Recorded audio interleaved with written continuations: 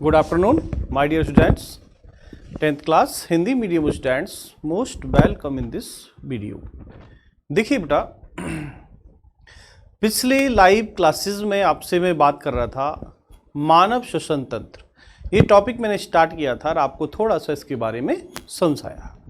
ठीक है, मानव श्वसन तंत्र, जैसे आपने मानव पाचन तंत्र का अध्ययन किया ऐसे ही हम मानव श्वसन तंत्र का अध्ययन कर रहे थे।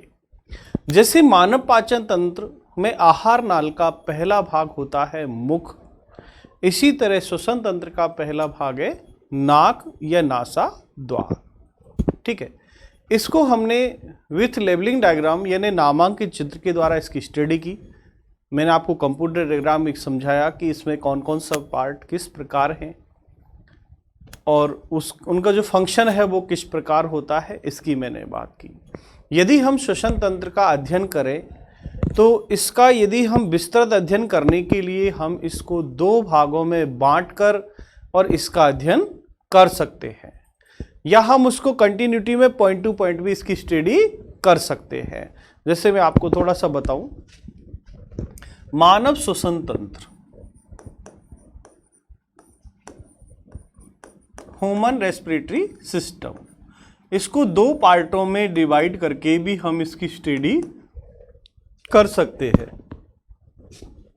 पहले भाग का मैं नाम लूंगा ऊपरी श्वसन तंत्र और दूसरा पार्ट है निचला श्वसन तंत्र। अब ऊपरी श्वसन तंत्र में कौन कौन से पार्ट आएंगे? तो जैसे आपने डायग्राम के अंदर देखा, जैसे श्वसन तंत्र का पहला भाग है नाक, दूसरा भाग है मुख, क्योंकि जब नाक काम नहीं करती है तो श्वास लेने के लिए मुख का उपयोग किया जाता है। अब यहाँ एक क्वेश्चन बनता है कि मुख से श्वास लेने की बजाय नाक से श्वास लेना ज़्यादा बेहतर है, क्यों? इसके बारे में आपको मैं शायद पहले समझा चुका था कि नाक के अंदर सीली आकार के यानी पक्षमाभ आकार के सूक्ष्म रोम यानी बाल पाए जाते हैं और इन बालों के द्वारा एक तरह से वायु फिल्टर होकर के अंदर पहुंचती है। यानी जो बाल है नाक के अंदर वो छानक का काम करते हैं, जो वायु ऑक्सीजन जाती है उसके साथ धूल के कण जीवाणु वगैरह उनको रोकने का काम करता है।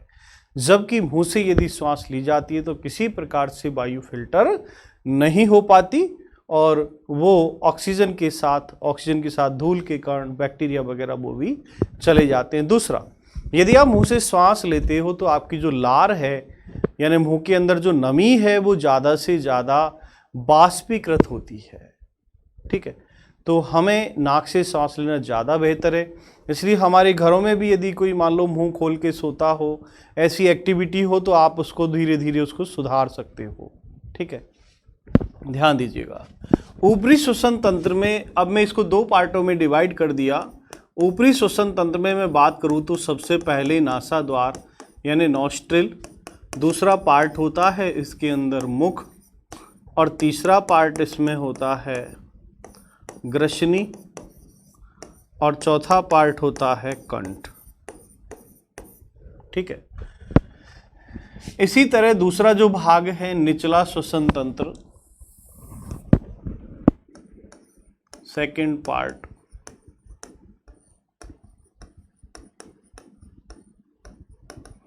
निचला श्वसन तंत्र, इसमें हम देखें तो अब देखो आप कंठ के बाद जैसे श्वास नली,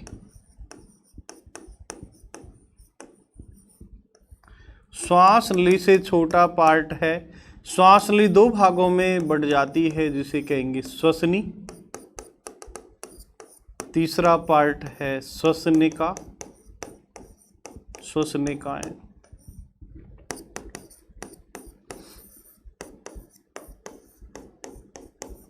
कूपिकाएं। ठीक है, तो ये सब जो भाग है ये पूरे मिलकर के एक तरह से श्वसन तंत्र बनाते हैं। अब उस दिन आपने डायग्राम देखा था, वो डायग्राम कैसा था? कंप्यूटराइज।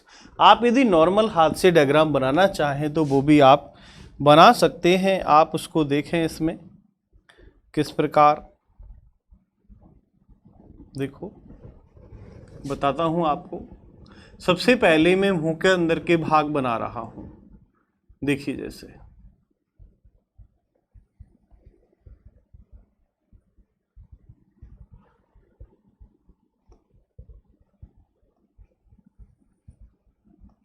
ये जबड़ा वाला पार्ट है, ये नोज वाला पार्ट है, ठीक है। अब ये जो डिवाइड कर रहा है मुंह को और नाक को, तो ये वाला पार्ट, ठीक है। और ये आगे चलकर देखो आप, क्योंकि यहाँ भोजन की नली और श्वास की नली साथ साथ चलती है, और यहाँ से जो श्वास नली है वो श्वास नली यहाँ से अलग हो जाती है। इस जगह से यदि मैं बताऊँ आपको, तो श्वास नली यहाँ से अलग हो जाती है इस तरह, ठीक है। और ये जो भोजन की नली है इस जगह आकर ये रुक जाती है, और यहाँ से श्वास नली आगे बढ़ती है। लेकिन श्वास नली जब आगे बढ़ती है तो यहाँ कंठ वाला पार्ट आ जाता है, ठीक है। और ये कंठ में क्या है, ऐसी रिंग जैसी संरचना बनी हुई है। ये कंठ वाला पार्ट है, ये वाला पार्ट ही कंठ है,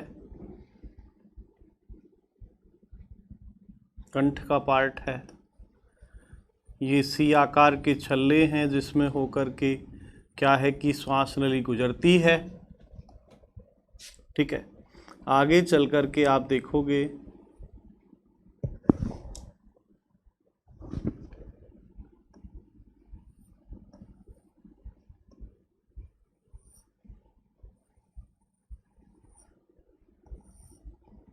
श्वास नली दो भागों में बट जाएगी, और श्वास नली दो भागों में बटती है, उसको कहते हैं श्वसनी।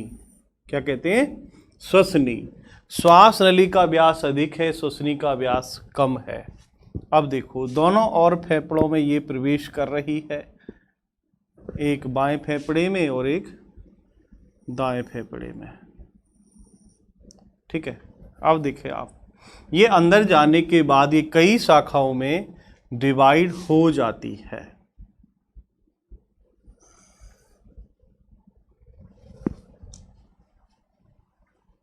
देखिए, तो ये जो श्वास नली का पार्ट है इसका डायामीटर भी अधिक होता है, और श्वास नली फेफड़ों में प्रवेश करते समय ये दो भागों में डिवाइड हो जाती है, जिसे हम श्वसनी कहते हैं, ठीक है।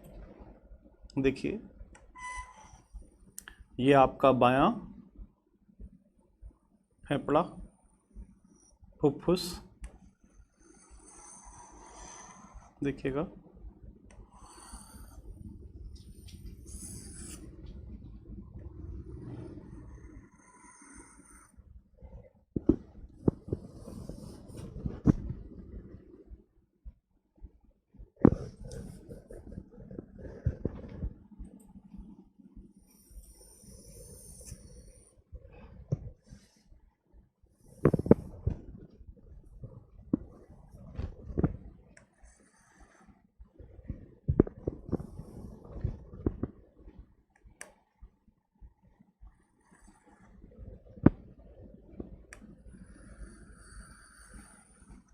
ये देखिए।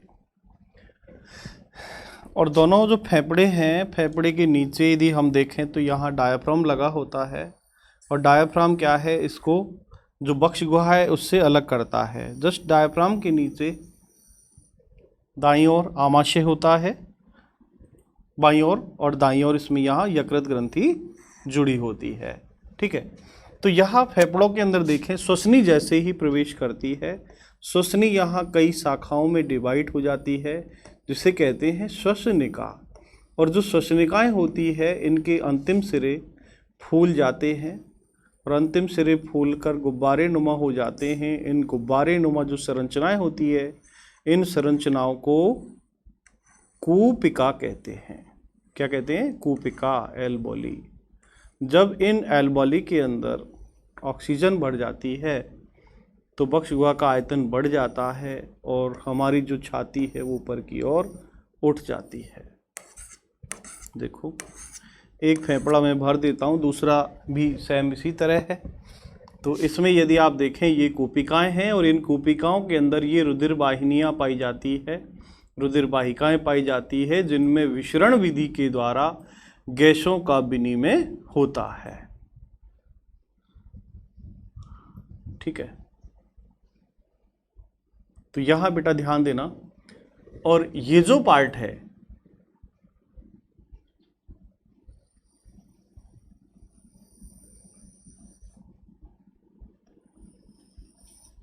देखिए, तो ये जो पार्ट है ये मैं बता रहा हूँ, नाक को रिप्रेजेंट कर रहा है ना। यहाँ पर आपके ग्रसनी मीन्स यहाँ पर फेरिंक्स भाग, तो ये है नासाद्वार या नाक कहोगे आप इसको। ये वाला पार्ट है वो है मुख। ठीक, ये जो पार्ट यहाँ है ग्रसनी फेरिंक्स, ये है ट्रैकी क्या कहते हैं इसको, वोकल कार्ड यानी फेरिंक्स, लैरिंक्स, कंठ के बाद ये पूरी श्वास नली। ये सी आकार के छल्ले होते हैं, ये कार्टिलेज से बने होते हैं ताकि हमारी जो गर्दन है आसानी से मूवमेंट कर सके और जो श्वास नली है उसको सुरक्षा प्रदान करती है। ये श्वास नली है, श्वास नली के ऊपर जो छल्ले पाए जाते हैं सी आकार के छल्ले, ये क्या है, मूवमेंट में रखते हैं और इसकी पूरी तरह सुरक्षा करती है। श्वास नली एक है, इसका व्यास श्वसनी और श्वसनिकाओं से अधिक होता है और श्वास नली फेफड़ों में प्रवेश करते समय देखो दो भागों में विभाजित हो गई। इन दो शाखाओं को कहते हैं श्वसनी, और फेफड़ों में प्रवेश करने के बाद ये कई शाखाओं में विभाजित हो गई जिन्हें हम कहते हैं श्वसनिका, श्वसनिकाएं। तो ये बहुत सारी हैं। ठीक है, और ये इनका अंतिम पार्ट जो है कूपिका है, ये गुब्बारे जैसी रचनाएं दिख रही हैं। और ये पूरा जो भाग है, ये पूरा भाग जो है ये कहलाएगा फुफ्फुस, और इसके अंदर लिक्विड जो भरा होता है उसे कहते हैं फुसफुसा वर्णीय द्रव। ठीक है, ये आपका दायां फेफड़ा है, दायां फुफ्फुस, सेम ऐसे ही होता है इधर भी। ये आपका बायां फुफ्फुस। ठीक है, तो आपको जो भी जैसा डायग्राम अच्छा लगे वो आप पूरा लेबलिंग डायग्राम बनाएंगे। नामांकित चित्र, इसमें चित्रों का बड़ा महत्व है। वो चित्र के साथ नामांकित, यदि आपने चित्र बना लिया नामांकित नहीं किया तो कैसा पता लगेगा कौन सा अंग, उसका नाम क्या है। इसलिए चित्र बनाते समय उसको नामांकित जरूर करें। यदि चित्र नामांकित नहीं होता है तो उसके अंक नहीं मिलते हैं। ठीक है, तो यहाँ इसके जो पार्ट हैं अपर रेस्पिरेटरी सिस्टम के नासाद्वार, मुख, ग्रसनी और कंठ। ठीक है, अब इसको देखकर जैसे आपने बनावट कंप्लीट देख ली और पढ़ ली, अब हम बात करते हैं इसकी क्रियाविधि की कि श्वसन की क्रियाविधि होती कैसे है। यानी हमने जो ऑक्सीजन ली है, आप एक बार खींचिएगा, कहाँ तक पहुंचेगी, कोशिकाओं तक, कोशिकाओं से ब्लड में चली जाती है, ब्लड में ऑक्सीजन पहुंच गई, लेकिन वहां से ऑक्सीजन, जितनी ऑक्सीजन ब्लड में गई है उतनी ही अनुपात में कार्बन डाइऑक्साइड इसी मार्ग से CO2 यानी बाहर आएगी और इस तरह O2 CO2 यानी चलता रहता है। इसे कहते हैं श्वसन गुणांक। ठीक है, और ये ऑक्सीजन और कार्बन डाइऑक्साइड का जो विनिमय इस तरह बना होता है कि बॉडी का एक तरह से जो सिस्टम है श्वसन का वो बिल्कुल निरंतर रहता है। जो ऑक्सीजन अंदर गई है वो ऑक्सीजन क्या करती है, आपको पहले मैं बता चुका हूँ कि हमारे भोजन का ऑक्सीकरण इस ऑक्सीजन के द्वारा होता है। यदि ऑक्सीजन नहीं ली तो भोजन का पाचन नहीं होगा, एनर्जी रिलीज नहीं होगी। ठीक है, तो ये जो एक एक भाग है इनके बारे में आपको मैं पूरी चर्चा कर चुका हूँ कि ये नासाद्वार जो श्वसन तंत्र का प्रारंभिक भाग है और यह है सेप्टम के द्वारा, पट के द्वारा दो भागों में बटा रहता है। इसके बाद दूसरा भाग मुख है। मुख श्वसन तंत्र का दूसरा भाग कहलाता है जब नाक काम नहीं करती है। ठीक है, उस दौरान श्वसन क्रिया है वो मुख से पूर्ण की जाती है। तीसरा भाग ग्रसनी है। ग्रसनी भी पाचन तंत्र श्वसन तंत्र का एक सम्मिलित अंग है, क्योंकि ग्रसनी तक भोजन भी गुजरता है और श्वास यानी ऑक्सीजन भी गुजरती है। लेकिन श्वसनी के बाद यहाँ पर दो पार्ट हो जाते हैं, एक भोजन की नली अलग, एक श्वास की नली अलग। इसलिए ग्रसनी को 3 भागों में बांटकर पढ़ते हैं। इतना टॉपिक आपके सिलेबस में अब नहीं है। बाकी मुख ग्रसनी, नासा ग्रसनी, कंठ ग्रसनी, इसके 3 पार्ट हो जाते हैं। ठीक है। ग्रसनी के बाद कंठ वाला पार्ट स्टार्ट होता है। कंठ वाला पार्ट जिसे स्वर या रज्जु कहते हैं। यहाँ पर बाक ध्वनि यानी ध्वनि उत्पादक यंत्र भी है, ध्वनि उत्पन्न करता है और इससे ऑक्सीजन आगे गुजरती है। तो ये यहाँ तक का पार्ट है, ये ऊपरी श्वसन तंत्र कहलाता है। निचला श्वसन तंत्र यहाँ से शुरू होता है। यदि आप ऐसे नहीं पढ़ो तो टॉपिक वाइज भी चलता जाएगा। यहीं से आप अगला पॉइंट डाल देंगे श्वास नली। तो कंठ का जो पार्ट है वो श्वास नली को और आगे बढ़ाता है। श्वास नली का व्यास अधिक यानी इसकी नली की चौड़ाई अधिक होती है। श्वास नली फेफड़ों में प्रवेश करते समय 2 भागों में विभाजित हो जाती है और 2 भागों में विभाजित होती है। इसे कहते हैं श्वसनी। क्या कहते हैं इस पार्ट को? श्वसनी। नाम नहीं दिया मैंने, ये रहा, ये श्वसनी है।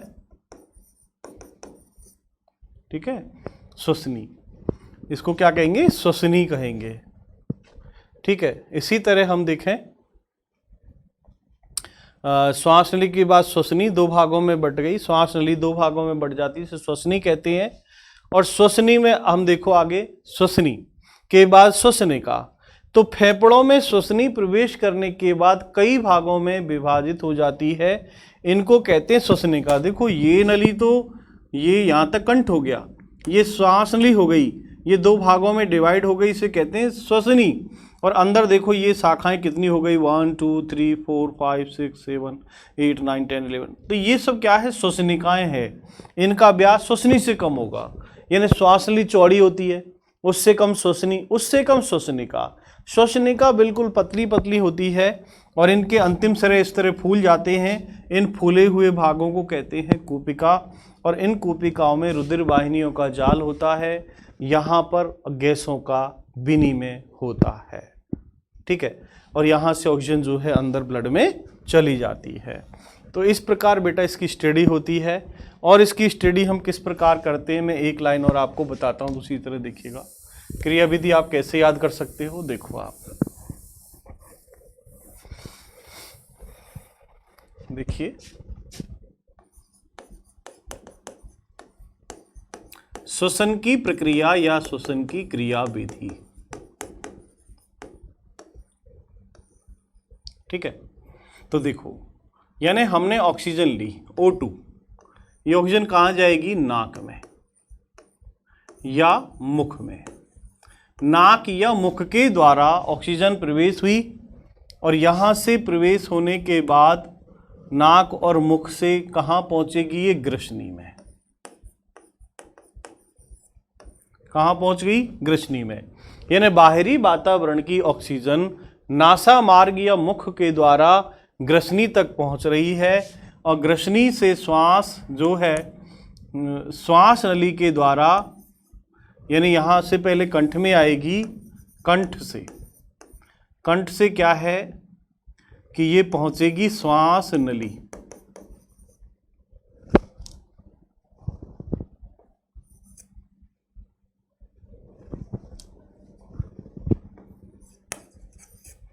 और श्वास नली से ऑक्सीजन पहुंचेगी श्वसनी। ठीक है भाई, ऑक्सीजन प्रारंभ हुई नाक, नाक से ग्रसनी, ग्रसनी से कंठ, कंठ से श्वास नली, श्वास नली से श्वसनी और श्वसनी से श्वसनिका। ठीक है। अब श्वसनिका से ऑक्सीजन पहुंचेगी कूपिका में। ठीक।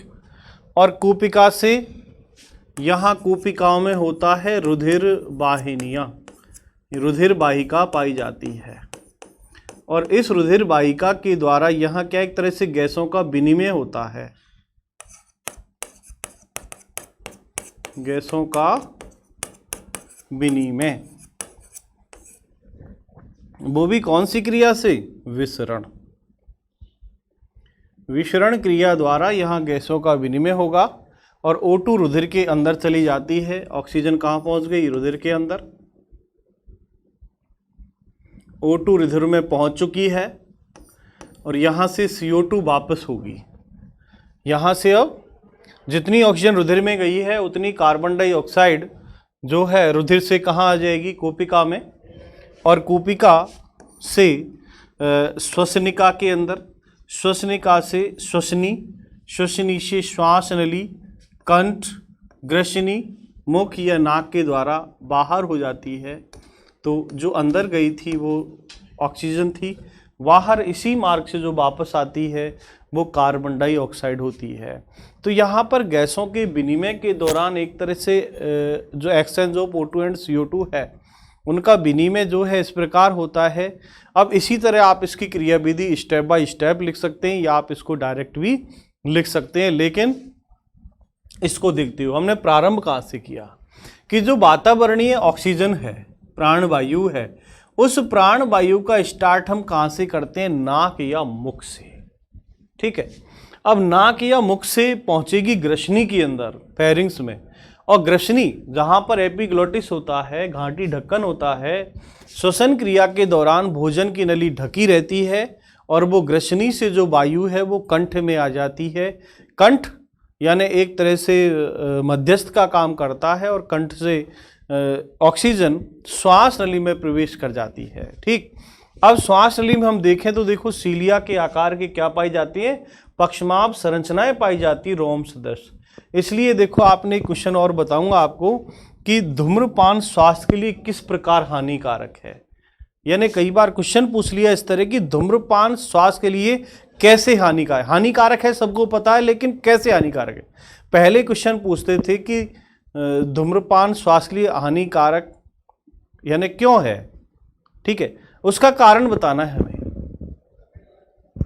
अब कारण क्या है सुन लीजिएगा कि श्वास नली के अंदर जो सीलिया या पक्षमाभ आकार की संरचनाएं पाई जाती है, जब कोई व्यक्ति धूम्रपान करता है, बीड़ी, सिगरेट, चिलम या जो भी इस तरह का व्यसन करता है, तो वो धुआं जब उस श्वास नली के अंदर से गुजरती है तो वो जो पक्षमाभ पाए जाते हैं, सीलिया पाए जाते हैं, वो धीरे धीरे वो नष्ट हो जाते हैं, जिससे क्या होगा?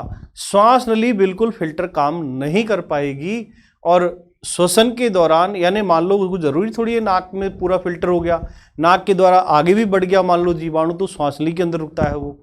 तो कई बार जैसे छींक आती बहुत ही, उसका कारण क्या है कि कोई ना कोई पैथोजेंस है, ठीक है, कोई एंटीजेंस है जो बॉडी के अंदर प्रवेश कर रहा है। ठीक है, तो नाक में पहुंचा या श्लेष्मा तक पहुंचा तो हो सकता है वो छींक से निकल जाए, लेकिन आगे बढ़ चुका तो सांस नली के अंदर जो पक्षमाभ पाए जाते हैं वो रोकने का काम करते हैं। लेकिन जब धूम्रपान आदि का यूज करते हैं तो वो पक्षमाभ या सीलिया धीरे धीरे श्वास नष्ट हो जाते हैं और वो उनको रोक नहीं पाते, वो फेफड़ों तक आसानी से पहुंच जाते हैं। इसलिए धूम्रपान लोगों के लिए बहुत ज़्यादा हानिकारक है। ठीक है, और इसमें भी सबसे ज़्यादा हानिकारक है तो वो सिगरेट को सबसे ज़्यादा हानिकारक माना गया है। देखिएगा, तो ये जो आपने श्वास नली से जो क्या है कि ऑक्सीजन जब आती है तो फेफड़ों के दो भाग हो जाते हैं, श्वसनी दो हैं दोनों तरफ के फेफड़ों में। श्वसनी फेफड़ों में प्रवेश करने के बाद छोटी छोटी ब्रांचेज में डिवाइड हो गई जिनको श्वसनिका कहते हैं, और इनके अंतिम पार्ट जो कूपिका है गुब्बारे की तरह फूले हुए हैं, और जब ये फूल जाते हैं श्वसन ऑक्सीजन भरने से तो हमारे वक्ष गुहा का आयतन बढ़ जाता है, डायफ्राम चपटा हो जाता है, तनुपट जो नीचे लगा हुआ है, क्योंकि जब ये फूलते हैं तो ये नीचे की ओर झुकता है, जब ये CO2 बाहर जाती है वापस अपनी स्थिति में आ जाते हैं। ठीक है, तो कूपिका के अंदर बहुत सारी रुधिर वाहिनियां पाई जाती है और इनमें विसरण विधि द्वारा गैसों का विनिमय होता है। इस प्रकार ऑक्सीजन पहुंच जाती है, इसी मार्ग से कार्बन डाइऑक्साइड वापस आती है। इस प्रकार O2 और CO2 का विनिमय चलता रहता है। तो क्रिया विधि पढ़ने के लिए बेटा ये जो आप स्टेप बाय स्टेप यहाँ से स्टार्ट करना और यहाँ तक पहुँचना ब्लड तक, और ब्लड से वापस आना, तब जाके आपकी क्रिया विधि कंप्लीट होगी। जैसे मान लो कोई अनुलोम विलोम करता है तो अनुलोम विलोम होता कैसे है? आपको यहीं से ऑक्सीजन लेनी है, यहाँ से खींच ली, अंदर जाने दो, जाने के बाद वापस यानी कार्बन डाइऑक्साइड आएगी, आपको जिधर से लेना है उधर से आपको उसको कंप्लीट निकालना होगा, तब जाकर वो एक राउंड कंप्लीट होता है। ठीक है, तो आज की वीडियो में आपको मैं श्वसन तंत्र के बारे में इतना बताऊंगा। नेक्स्ट टर्म पे मैं आपसे मानव बहन तंत्र या परिवहन तंत्र यानी हृदय की बात करूंगा। तो आज की वीडियो में इतना ही। Thank you very much. घर पे रहें, मस्त रहें, लेकिन पढ़ते रोज रहें। जब हम फ़ोन करते हैं तो आपके डाउट हमसे शेयर करें। और फ़ोन पे कई बार जैसे बच्चों को फ़ोन किया है तो वो अपनी मम्मी को मोबाइल पकड़ा देते हैं, किसी को पकड़ा देते हैं। छात्र यदि ये छात्रा घर पे हैं तो वो स्वयं बात करें, अपनी समस्या को हमसे शेयर करें। हो सकता है हम आपको एक सुझाव दें, वो आपको अच्छा लगे और आप आपके जो डाउट हैं उनको क्लियर कर सकें। Thank you very much.